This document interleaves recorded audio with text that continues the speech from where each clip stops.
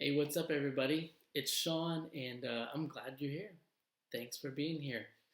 Um, so, we've been talking about Easter and how Easter gives us victory over different things. And today I want to talk about how, because of the resurrection, we are never really alone.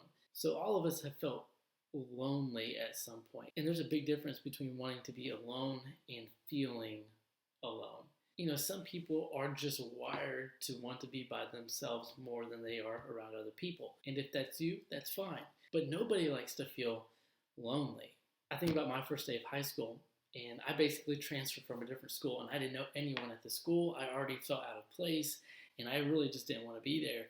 And after first period, I'm walking down the hallway, and somebody in my class whispers loud enough so I can hear him to another guy and says, "Did you see that new guy? I hate that new guy."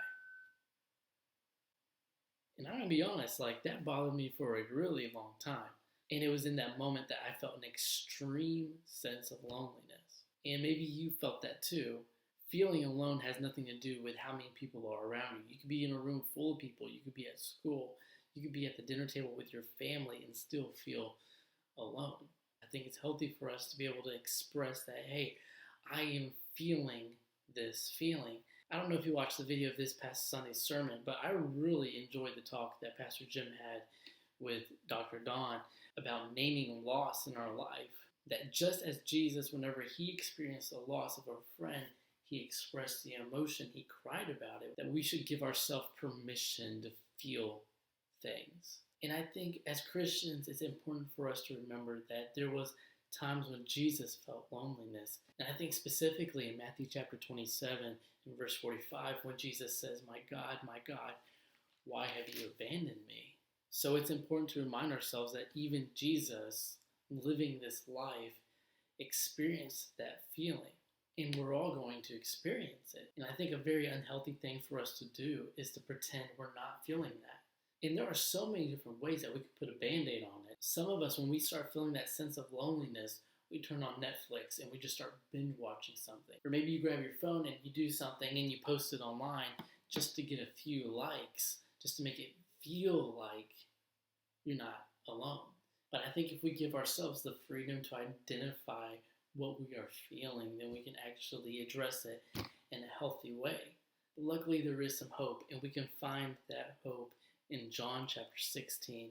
Jesus is trying to explain to his disciples that he is about to leave them. And they are not quite understanding what he's trying to say. But if we pick up in verse 7, Jesus says this, "But in fact, it is best for you that I go away. Because if I don't, the advocate won't come. If I do go away, then I will send him to you." And what I think Jesus is trying to tell his disciples in this scenario is that I'm leaving and you're going to feel a sense of loneliness when I'm gone.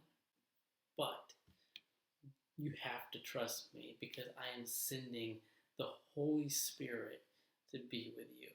And it's this promise of the Holy Spirit that gives us as Christians hope. Because even when we feel lonely, we are not really alone. I'm not going to sit here and lie to you. Just because the Holy Spirit's with us doesn't mean we're never going to feel lonely. That we can have the confidence that regardless of how we're feeling in the moment, we are not really alone. And it was because of the resurrection of Jesus that he was able to send us the Holy Spirit. Send us his Spirit so that he can be with us 24/7. And it's through the Holy Spirit that we are receiving wisdom, that we are receiving power, that we are receiving comfort in times of need. So maybe you got some areas in your life right now where you just feel alone. My encouragement to you is to really lean on that promise that even though I feel alone,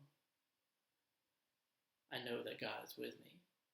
And I think that maybe a good exercise for all of us to do this week would be to get a pen and some paper and to write down 3 times in our life when we felt alone. And below each of those examples, write down how God was there for you in that situation. Maybe he spoke to you through a friend or a parent. Maybe there was something that you read in the Bible that gave you some hope. But I think if we all do that, that would be a great reminder for us in the present and in the future of how God was there for us in the past. Well, thank you everybody for your time. Thanks for watching this video. I will catch you next time. See ya.